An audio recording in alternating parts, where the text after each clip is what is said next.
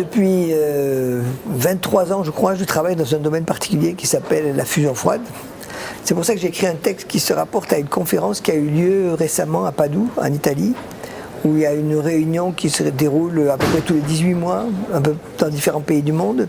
Et cette année, c'était à Padoue avec presque 500 personnes qui sont venues d'un peu partout pour parler de la fusion froide, c'est-à-dire de l'énergie qu'on peut tirer de l'hydrogène, mais non pas d'une manière chimique, mais d'une manière nucléaire propre.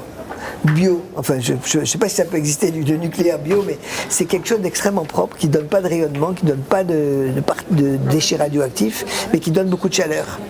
Donc cette réunion a eu lieu, et pour moi c'était important d'en parler parce que je me disais, ce domaine évolue lentement, mais ça s'accélère en ce moment, et c'est bien que les gens sachent que maintenant, non seulement les scientifiques sont intéressés, mais les industriels sont intéressés, et le capital risque est intéressé, ce qui est un bon signe. Je veux dire, si le capital risque arrive, ça veut dire que le sujet commence à être vraiment intéressant.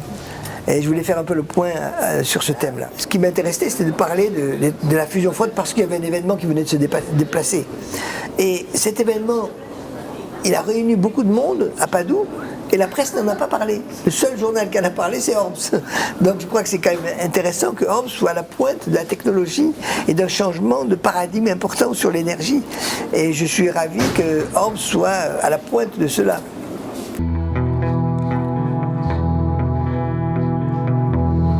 Je dirais que je ne suis pas un grand écrivain. J'ai écrit un livre, ça a été déjà quelque chose de difficile pour moi, mais j'avais envie d'écrire cet article, et quand je l'ai écrit, à ce moment-là, il s'est passé quelque chose d'intéressant au niveau scientifique.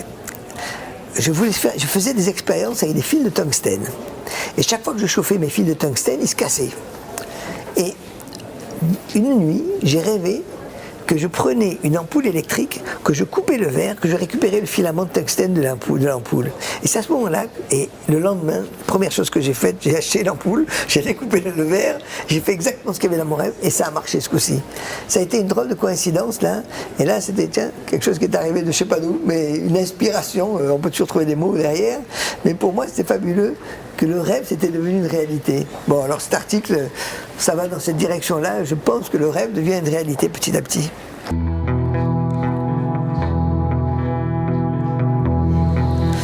Alors, je suis un peu âgé, donc j'ai connu l'ancêtre de Orbs, c'est-à-dire Planète. J'ai eu la chance de connaître Planète. Bon, j'ai pas lu tous les volumes de Planète, mais je les connais. Et j'ai trouvé que Orbs rentrait tout à fait dans cette catégorie-là. C'était vraiment la nouvelle planète.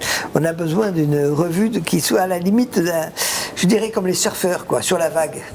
Pas d'un côté ni de l'autre, mais juste sur la crête de la vague. Et cette revue, elle est à ce niveau-là, quoi. C'est pas les farfelus, c'est pas les classiques, c'est juste à la limite. Et c'est une limite très délicate à tenir parce que justement, c'est la vague.